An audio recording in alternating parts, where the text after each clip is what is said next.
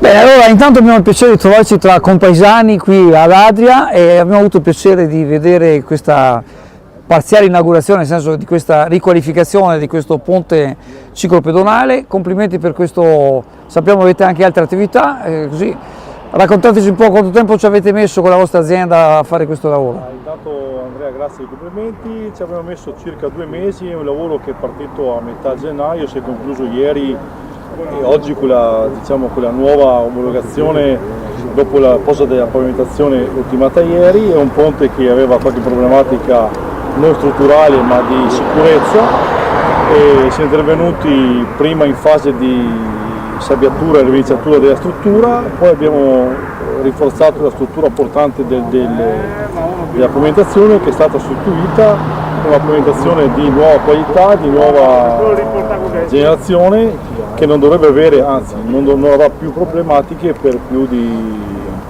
qualche decennio, speriamo. Senti, noi siamo un po' campanilisti, allora abbiamo avuto il piacere di vedere questa inaugurazione col sindaco di Adria, insomma con anche l'assessore.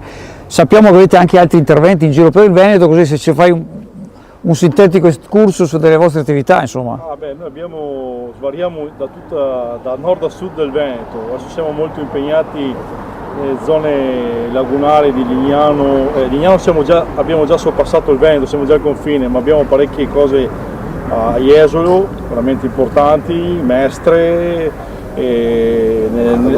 Padova, Chioggia, diciamo che svariamo anche nel confine Romagnolo, Ferrarese, Bologna, Cattolica, diciamo che ne abbiamo tempo per non annoiarci. Quanti dipendenti avete?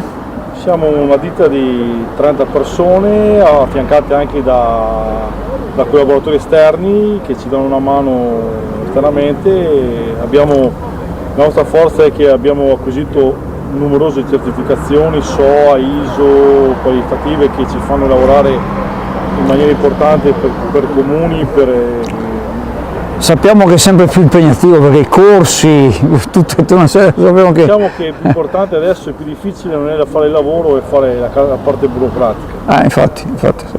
Però dopo ci sono le soddisfazioni, no? Molti, infatti siamo molto contenti, ringraziamo il comune di Adria, il sindaco, il vice sindaco, la dottoressa Caporella che ci ha dato questa fiducia. Adesso ne abbiamo già fatti altri interventi per i ponti qua a Adria, ne aspettiamo degli altri molto volentieri. Allora teneteci informati, insomma, e quindi cercheremo di dare spazio a queste notizie che sono importanti ti informeremo a livello regionale, quindi siamo ben contenti.